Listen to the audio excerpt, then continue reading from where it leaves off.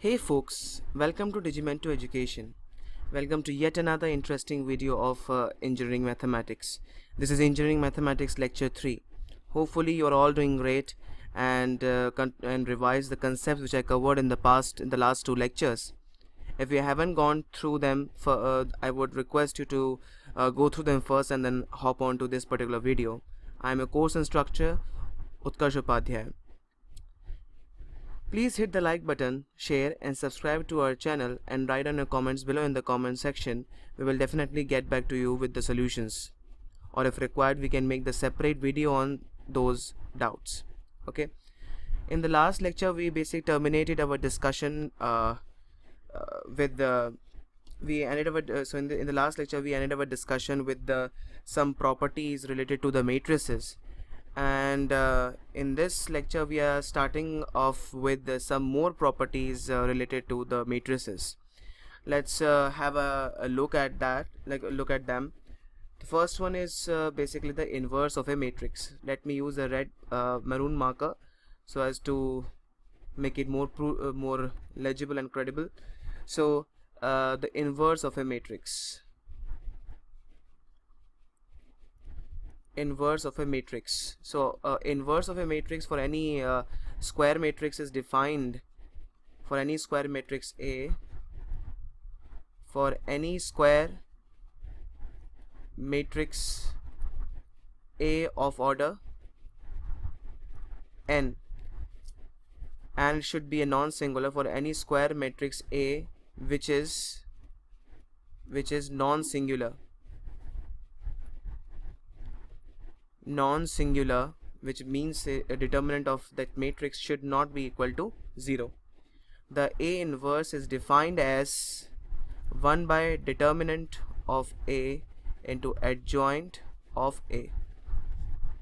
Okay, A inverse is defined as 1 by determinant of A into adjoint of A. So A inverse exists when it is unique. So A inverse exists when it is unique. Okay, so there are some properties of inverse of a matrix. First is that A inverse should be is equal to A inverse A is equal to identity matrix. Okay, so let's say there are two matrices A and B. A and B are inverse of each other. A and B are inverse of each other if and only if AB is equal to BA is equal to I. That's basically, this property is basically similar to this property, the first property. Okay, let's say B is equal to A inverse, then this equation will basically boil down to the first equation. Okay, third one is that AB inverse, just like the transpose of a matrix is distributive over the product with the swapping of the positions of A and B. This inverse of the product of the two matrices is distributive, as well as it results into the multiplication of B and A with the positions swapped. So this will be equal to B inverse A inverse. Okay, this is similar to the transpose of a matrix. This is how you can remember.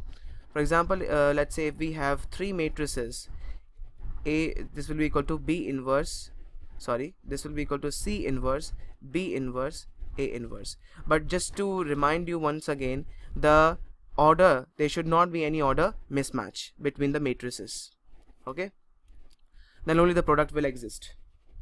If A is n cross n non-singular matrix, if A is a non-singular matrix, then A transpose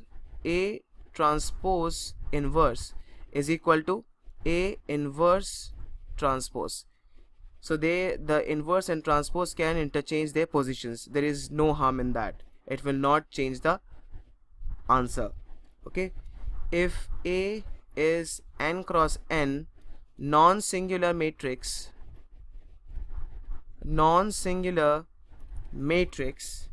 then A inverse conjugate transpose should be equal to A conjugate transpose inverse. Okay, they are also basically interchange their positions. So let's say we have a matrix A, B, C, D. The direct formula that you can remember is equal to 1 by determinant of A, AD minus BC multiplied with DA minus C minus B. Okay, this is basically the direct formula that you can use for a 2 by 2 square matrix. Okay, let me just take an example of a 3 cross 3 matrix and solve it with a shortcut method. There's a trick. So shortcut method. Okay, shortcut method. For example, we take a matrix, let's say 1 2 1 minus 1 3 2 0 0 4. Okay, let's say this is a matrix. We need to find out the A inverse. Let's say this is the matrix A. Then what is A inverse? Okay, so A inverse, so the shortcut method is, first of all, you write all the elements down in the same fashion, then repeat these two columns, 1 minus 1 0 2 3 0. Okay, then repeat these two rows, 1 2 1 1 2 minus 1 3 2 minus 1 3. Draw a margin here, and now let's do the math. So the A inverse will be equal to, first of all, you need to find the determinant. I am not finding out the determinant. Determinant of A is quite simple to find. Okay, we need to find out the adjoint of a matrix. We need to find out the adjoint of a matrix. So just take this, just consider this particular block, 12. So answer will be 12. Okay, 3 4 are 12 minus 0. Okay, then consider this block, it will be equal to 0 plus 4. This you are not supposed to write in along the rows. Okay, you are not required to write the elements required to write the answers in the you are not supposed to write the answers in a row. Okay, you have to write them in the column. Okay, so in this vertical fashion, you have to write the answers in the vertical fashion. So answer will be equal to 0 plus 4. This will be equal to 4. Okay, now if you consider this particular block, it will be 0 minus 0. So answer will be 0 here. Now consider this particular block, it will be equal to 0 minus 8. So answer will be minus 8. If we consider this particular block, it will be 4 minus 0. It will be equal to 4. Okay, if you consider this block, 0 minus 0, answer will be 0. If you consider this particular block, it will be equal to 4 minus 3. 4 minus 3 is 1. If you consider this particular block, it will be equal to minus 1 minus 2, which is minus 3. Minus 1 minus 2 is minus 3. If you consider this particular block, it will be equal to 3 plus 2, 5. So this is basically the adjoint of a matrix A. It was just a matter of 1 to 2 minutes. If you are fast with the calculations, it will hardly take you 1 minute. You can complete the answer in just 30 seconds. It's just a matter of 30 seconds. Okay, you don't need to apply the the operations, the row operations or the column operations to find the inverse of a matrix. And this is only for the gate. This is only for the gate. Okay, if you are basically asked to find out the inverse of a matrix in the IES mains, you are not supposed to use this direct formula, this shortcut formula, because they will otherwise the examiners will not evaluate your answer, because they do not know the procedure of finding the A inverse. So this is only for gate and IES prelims. Okay, only for that. Now the second another property of the matrix is the adjoint of a matrix. Okay, adjoint of a matrix. So I think this term we have basically we came across this particular term in the last two lectures and in this lecture as well. So adjoint is nothing but, adjoint of a matrix nothing but the transpose of a cofactor matrix of the A matrix. Okay, so let A is equal to Aij n cross n be a square matrix, okay. The transpose B, the transpose B of a matrix, the transpose B of the matrix B of the matrix B is equal to Aij n cross n, where Aij denotes the cofactor of element Aij is called as adjoint of the matrix A.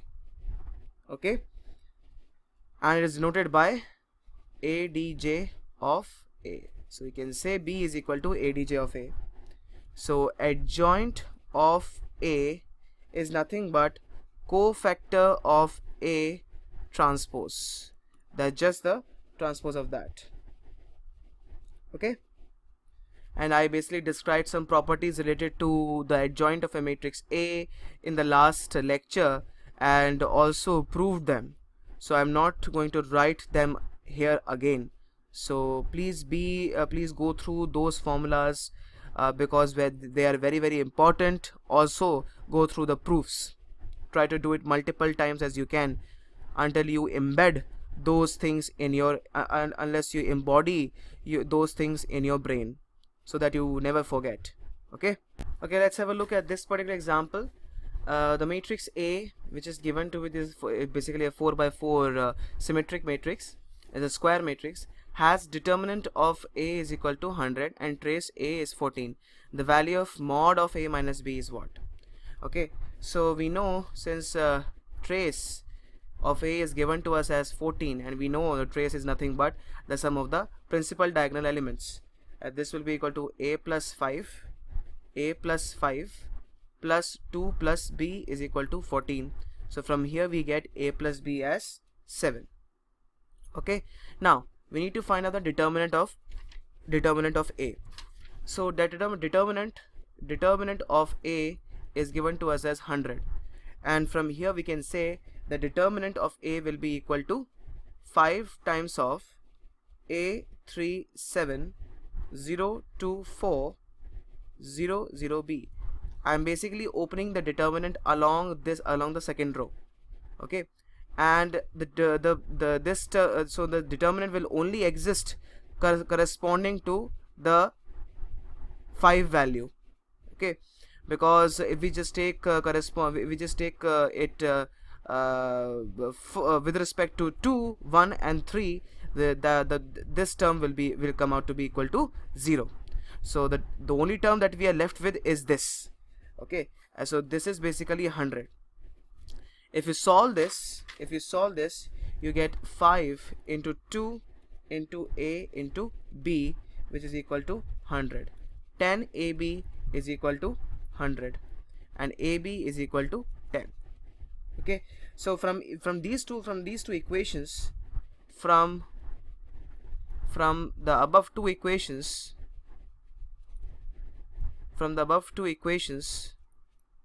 we get A is equal to 5 and B is equal to 2, and A is equal to 2, B is equal to 5. So mod of A minus B will be equal to 2 minus 5 is equal to 3, or which is equal to 5 minus 2. We get 3. So 3 is the answer. Okay, the next property that we are going to discuss about the matrices is referred to as the rank of a matrix. I must say that this property is the most important property which can the questions on which can be frequently asked in the examinations. So you cannot even think of skipping this particular topic, because if you don't know this topic, you don't know linear algebra. That's what I can say. So the rank of a matrix is very, very important, and all the properties of a rank of a matrix must be embedded in your mind, in your brain.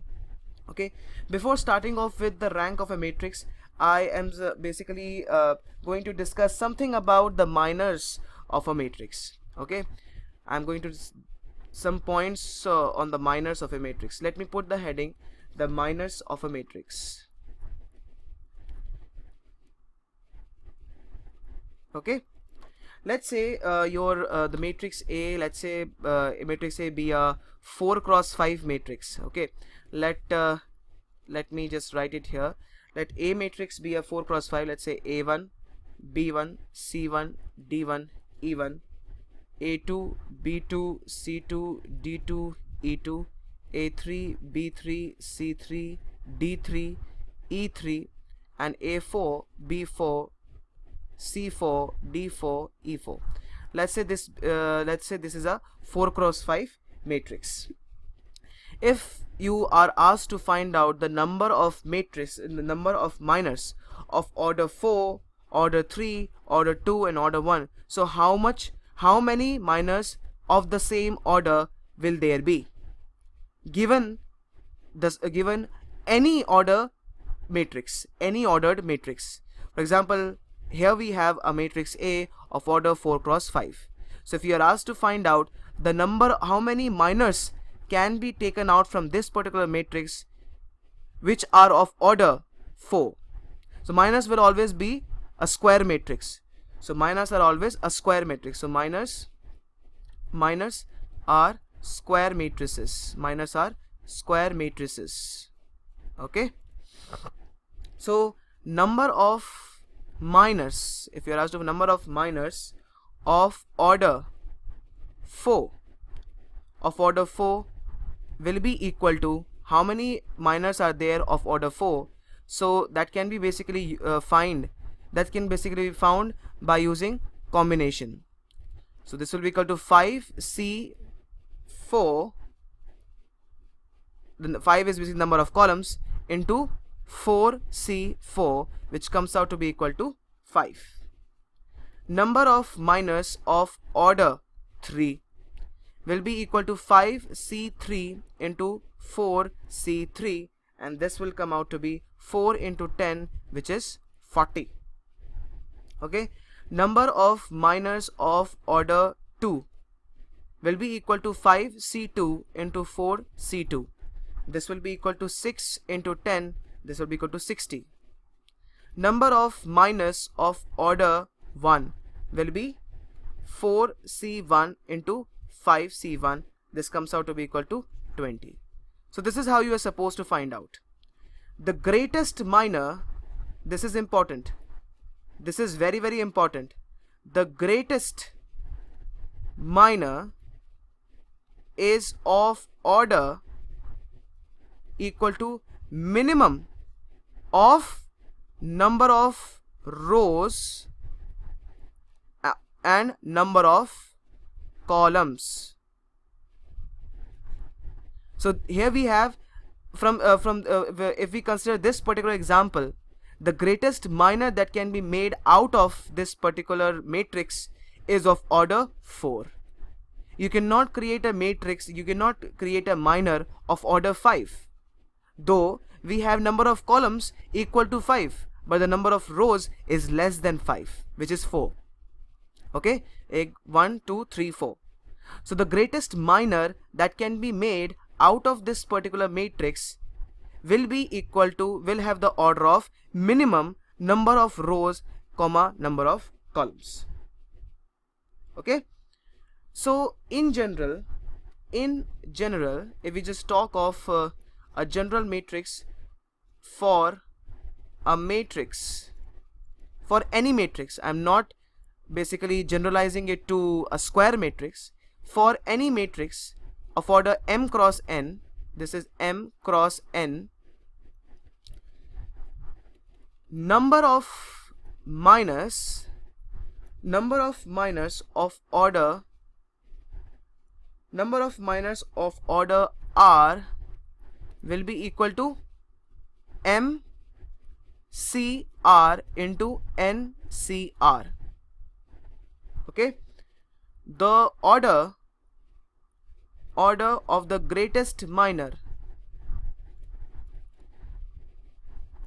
the order of a greatest minor is equal to the minimum of m comma n. This is very, very important. Okay, now let's dive deep into the main concept of matrices, which is the rank of a matrix. Okay, this property is very, very important, and it is highly recommended that you are well versed with the concepts that I'm going to teach you in a couple of minutes later. In the next couple of minutes. Okay, so let me just put the heading rank of a matrix. This is very, very important for any competitive exam. You are expected to know all the properties of a rank of a matrix. Okay, they can test your skill out at any point. So rank of a matrix is denoted by small r. So a number, before that, this property is applicable to any matrix. Applicable to any matrix, either square or rectangle. It is applicable to any matrix of order A m cross n. You cannot generalize it to only square matrices, so it's applicable to any matrix, square or rectangular. So rank is basically a number r is said to be the rank of the matrix A if and only if, first point, there exists a minor of order r which is non-singular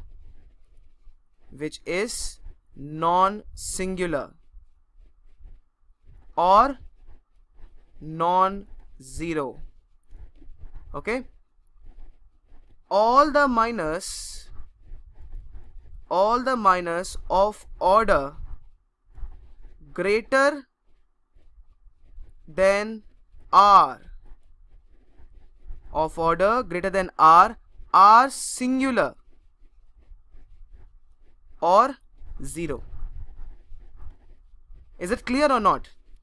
If there exists a minor of order r, then if there exists a minor of order r which is non-singular, whose determinant is not equal to 0 or non-zero, all the minors of order greater than r are singular or 0. Okay, for example, if we just give you an example, for instance, consider this particular matrix. Okay, 1 2 3 2 4 6 3 6 and 10. Okay, here you can see the determinant of A comes out to be equal to 0. Why is this so? Because if any row or column is basically a constant multiple of the first row or column or another row or column, then determinant of A will be equal to 0. Here you can see the second row is basically a constant multiple of the first row. So the second row is basically multiplied, is basically a 2 times the first row. Second row is 2 times the first row. Hence the determinant of A will be equal to 0, which implies that, so let me just write it here, if any two rows are constant multiple of each other, then determinant is equal to 0, and rank will never be equal. Let's, for example, this is 3 cross 3 matrix. Rank of this matrix will not be equal to 3 and cannot be 3. So rank of A cannot be 3. So of course this is it's quite tacit from here, from the statements that I just wrote, that if the minor has the order equal to R, its determinant should not be equal to 0. It should be non-singular. But the determinant of A here in this case is coming out to be equal to 0. So from here we can conclude that rank of a matrix A is less than 3. Now let's basically move on to the second minor. If we consider this particular minor, let's say let us consider the minor. Let us consider the minor this 4, 6, 6, 10. Determinant of this minor comes out to be 4 into 10 minus 36. It comes out to be equal to 4, which is not equal to 0. Hence we can say rank of a matrix A is equal to 2. So from here we can say the rank of a matrix A is equal to 2. Okay, if we apply the row operation, we shall discuss in the echelon form. So in order to find out, so this was basically a very simple example. You may encounter very complex example of larger order matrices in the examination, and if you are asked to find out the rank of that particular matrix, it would be very difficult for you if you do not know how to reduce the matrix into its corresponding echelon form. Okay, so in order to find the rank of the matrix, it has to be reduced. We use elementary transformations, and I am hoping that you basically know how to perform the elementary transformation over the matrices, the row operation and the column operation. That's given in the 10th class NCERT book. If you do not know how to perform the elementary transformation, then I would basically advise you to go through the 10th class NCERT book, determinant and matrices chapter, and try to understand each and every concept there. Okay, then continue this particular video. Otherwise there is no point in watching the video and not knowing anything. Okay, so by converting the given matrix into the corresponding into its echelon form,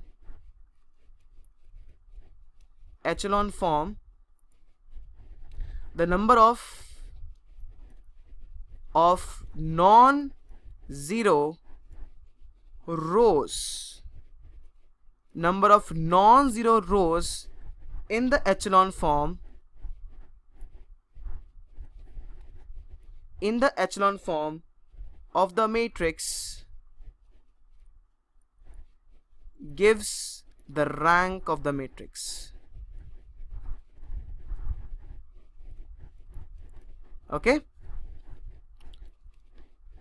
so whenever a row in the echelon form reduces to 0 completely, then it's quite obvious that the rank of that particular matrix is less than the order of the matrix. If single row becomes 0 completely, then determinant of the matrix will also be equal to 0.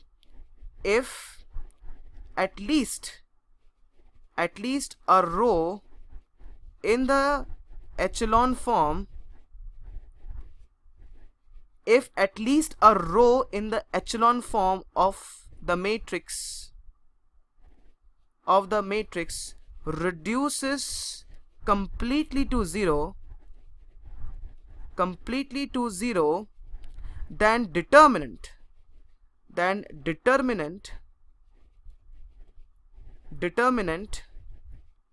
of the matrix, of the parent matrix, you can say, of the parent matrix is equal to 0. There should not be any second thought on that. Okay, that's basically a proved statement. And rank of the matrix is less than the highest order of the matrix. Okay, now let me basically describe what is basically an echelon form and how are you supposed to reduce the matrix into its corresponding echelon form. Okay, and what should be the structure of a row reduced echelon form. Okay, so echelon form of a matrix. So let me just write some rules so that it would be very helpful for you to reduce the matrix into its corresponding echelon form. So by applying the elementary transformation, by applying the elementary transformation,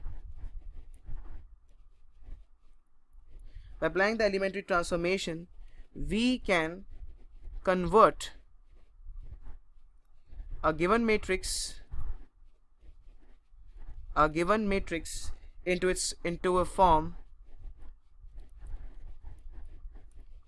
in which all the zero rows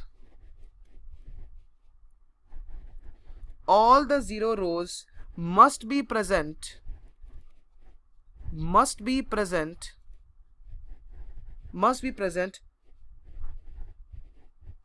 all the zero rows must be present below the non-zero rows. This is a must condition. Okay, the number of zeros before the first element, first non-zero number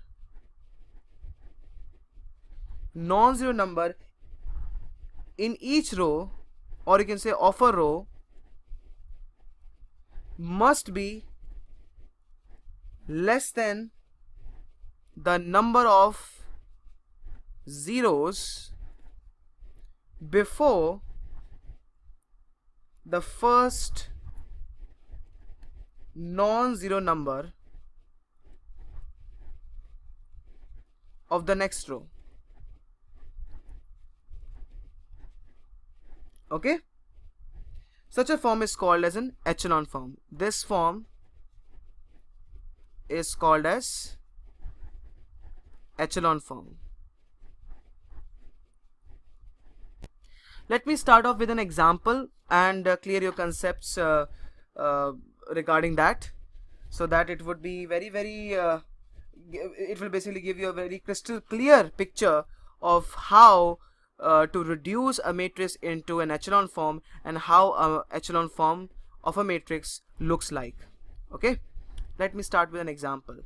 Let us consider the matrix this -2, -1, -3, -1, 1, 2, 3, -1, 1, 0, 1, 1, 0, 1, 1, -1. You are asked to find out the rank of this particular matrix, but you cannot tell by just hit and trials, and okay, you cannot directly find out the rank of this matrix by interpolation. For that you have to reduce the matrix into its row reduced echelon form in order to save the time. Okay, now let's apply the elementary row transformation. If we just do R2 to R2 plus R1 and R3 to 2R3 plus R1, then what do we get? It will be equal to -2, -1, -3, -1, 0, 3, 3, -3. We get 0, -1, -1, 1, 0, 1, 1, -1. It is not echelon form. It's not, this matrix is not satisfying the above two conditions which I just wrote. Okay. Now let's try to play with the third and the fourth rows. So in order for reducing the third row and the fourth row, we should not use the first row. We should not use the first row, because if we use the first row, then the first elements of the third and the fourth row will become non-zero. So for that we will use the second row. Okay, now let's apply further operations. We can say R3 will be equal to 3 R3 plus R2, and let us apply R4, 3 R4 minus R2. Let's see what do we get. This will boil down to -2, -1, -3, -1, 0, 3, 3, -3. It will reduce to 0, 0, 0, 0, 0, 0, 0, 0. Here you can see that the two rows have become 0 completely, which this implies that number of non-zero rows in the echelon form is 2. So from here we can say the rank of this matrix is equal to 2, as there are only 2 non-zero rows. From here we can say the determinant of the matrix A will always be equal to 0. Okay, so if the minus of order 4 will have determinant equal to 0, minus of order 3 have determinant equal to 0, minus of order 2 have determinant not equal to 0. Okay, are these 3 points clear? It must be clear to you. Okay, let's have a look at another example. Let's have a look at this particular example. For what value of k, rank of this matrix is equal to 2. Okay, so this implies that the if we consider the matrix, this is basically a 4 cross 4 matrix. If we consider the minor of order 4, the determinant of that will be equal to 0. But that would so why should we make our calculations complex? So let's basically reduce the order of the minor to 3.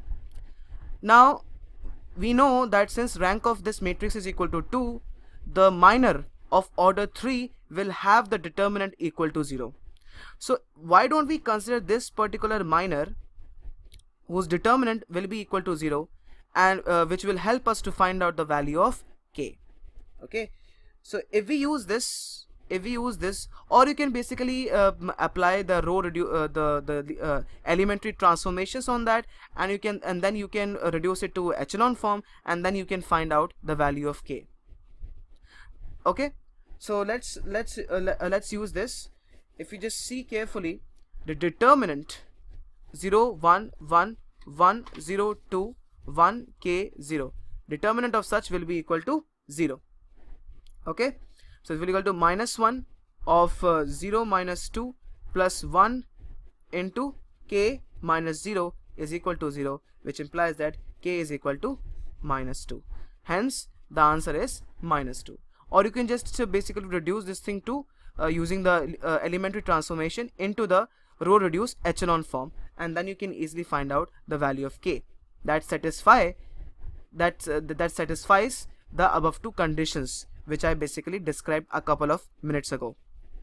Okay, now let's draw our attention to the properties of a rank of a matrix, which are very, very important. They're utterly important.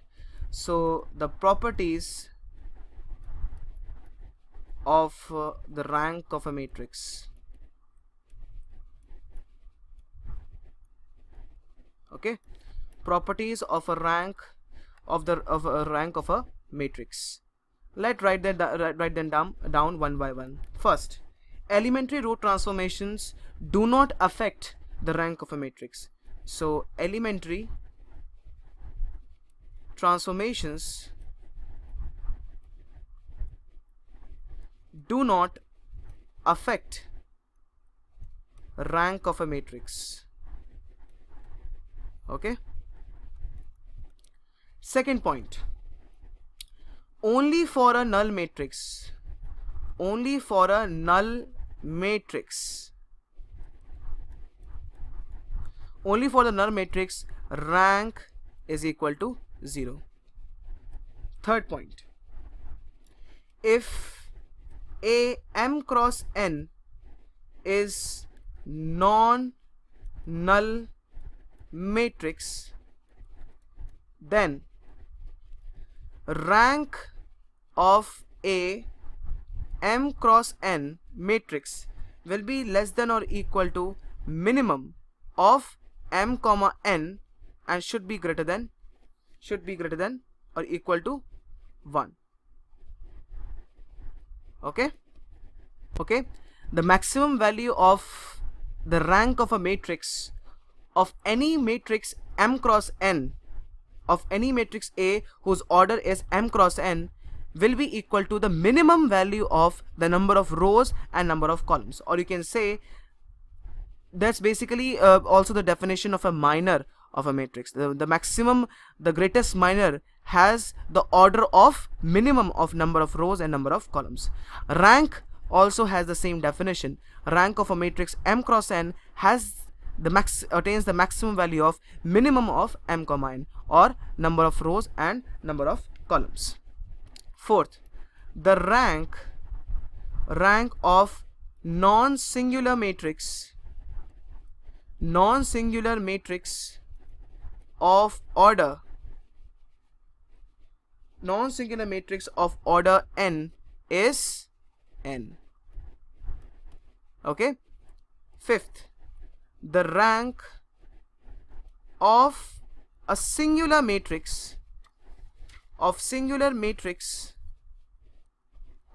order n is less than n. Okay, is less than n. Sixth, if all the minors of, let's say, of order r are 0,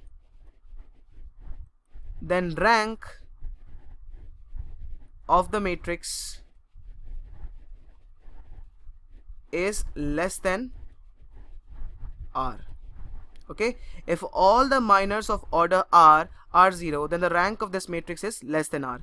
As we just saw in this particular example, rank of this matrix is 2, then all the minors of order greater than 2 will be 0.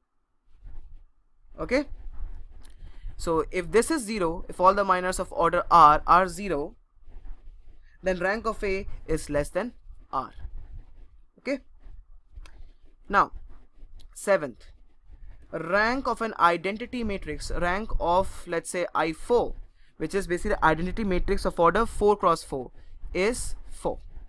Or in general, rank of an identity matrix IN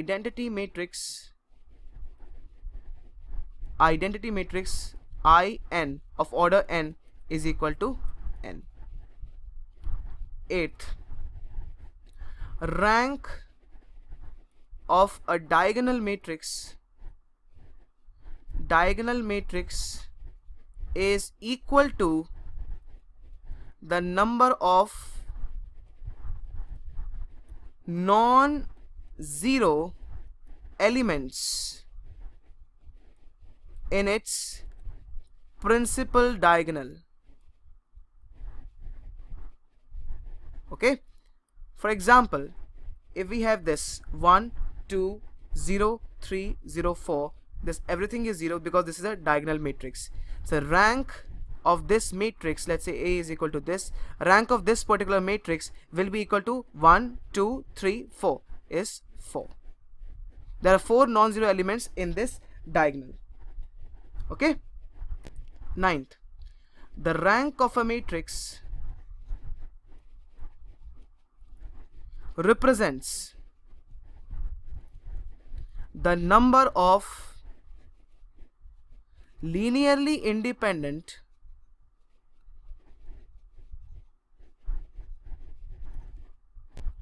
row vectors or column vectors. As we can see, when we reduce the matrix into its echelon, into its corresponding echelon form, we are left with some non-zero rows and some zero rows. Zero rows basically correspond to those rows of the matrix A which were linearly dependent on each other, which were basically linearly dependent on some other row vector or column vector. The number of non-zero rows which are left at the end are basically totally linearly independent. Had they been linearly dependent, then one more row would have become 0 completely, but that was not the case. Okay, if there are 2 non-zero rows left at the end, then those 2 rows are totally linearly independent. They do not depend on each other by some constant k, okay, by some constant. Okay, they're totally linearly independent. They cannot be reduced, the matrix cannot be reduced further. So the rank of a matrix represents the number of linearly independent row vectors or the column vectors. Okay. The 10th property, rank of A is equal to rank of A transpose. A transpose and A have the same rank. 11th, if A matrix of order m cross 1 and B matrix of order 1 cross n are two non-zero matrices,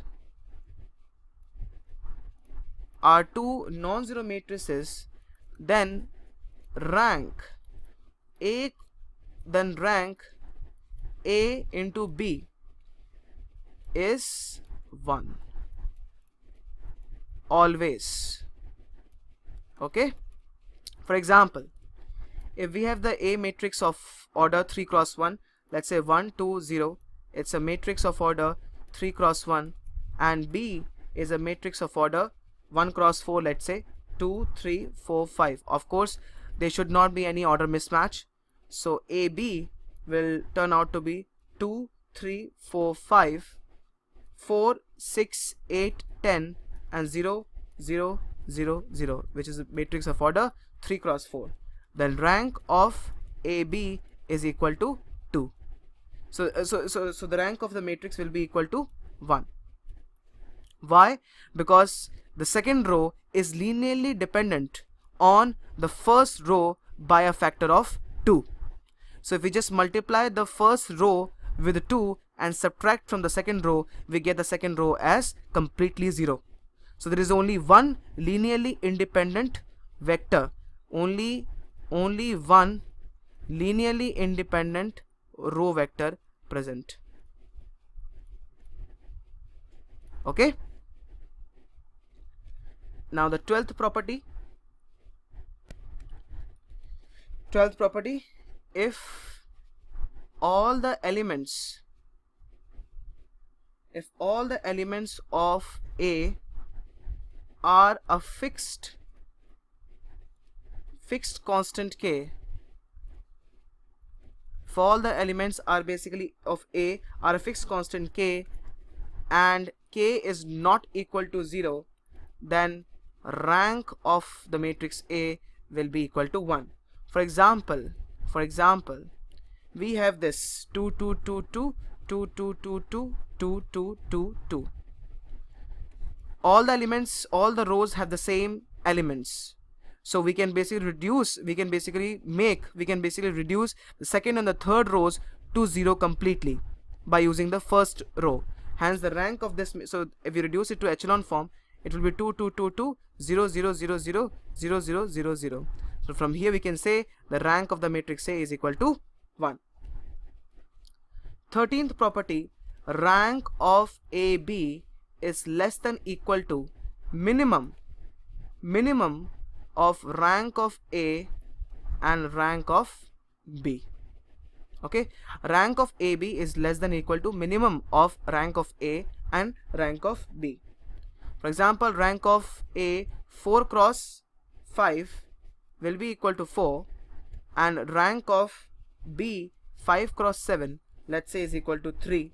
Then rank of A 4 cross 7, AB 4 cross 7 will be less than or equal to 3. Okay, the 14th property, rank of A plus B is less than equal to rank of A plus rank of B.